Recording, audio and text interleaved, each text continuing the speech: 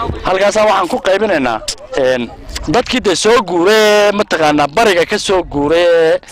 xoolihii iyo iyagiiba wada socda oo mataqaana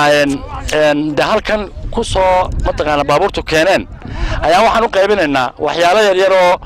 mataqaana sida mataqaana waxa halka ka muuqda ee arkaysaan mariyo iyo bustayaal iyo timir iyo caano iyo qayb kale oo cusub labadaba way leeyihiin annagoo gudidii taakulaynta abaaraha ee gobolka Awdal qayb kamid ah qaybina ay hawl kale oo arinta ku saabsan inay ku jirto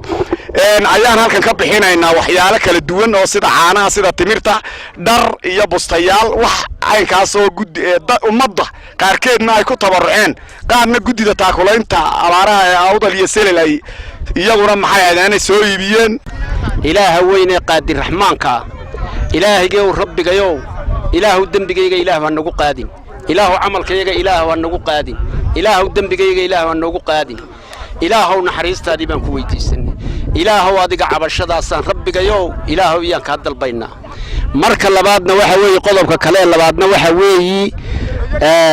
ما أنت دقمة الدلاء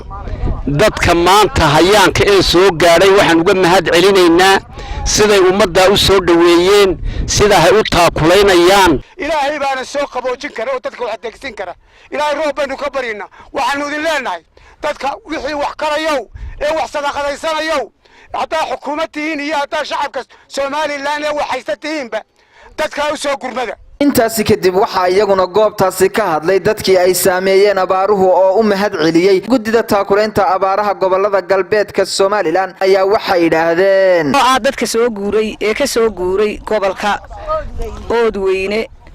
oo tog dheer ka soo guuray oo dad abaaraysan kana soo guuray wadafo kuna soo guuray ummad ciida ka badan ku yimi in badanna soo saareen gaariga xooluna aanay lahayn wax imaka isbixinaya waxa lagu soo raray waa wax amaaha waa wax aan la hidin karin dadkana soo qaaday ee meesha ku keenay waa dad noo tagaabeeyay uun marka dadka aan u nimina waa dad si fiican noo soo dhaweeyay ilaahay mahadiya ka gaadhay ayagana waxaan u leenahay ilaahay khayr ha siiyo dadka khayrka noo taakuleeyay oo noo fidiyay biyo iyo baad bustayaalan huwano baca aanu dhisano ee na soo dhaweeyay beeraha dejiyay waan u mahad celinaynaa alxamdulilaahi rabbil caalamiin الله بركيانو لينهاي الرحمن الرحيم waxaanu nahay dadka ka yimid bari meesha la yiraahdo dad mareer iyo tuuyo ayaanu ka soo guuray waxaanu kaga soo guuray wadi bilaahay u qiyaas karo fara badan xoolahan wadnaana waxa weeyaan xoolo aan saaka cunta lahayn badan oo wax laga cuno lahayn waxaan u sheegayaa dawladda Soomaaliland iyo hay'adaha wax taakuleeya iyo dadka islaamka dadka inay soo taakuleeyaan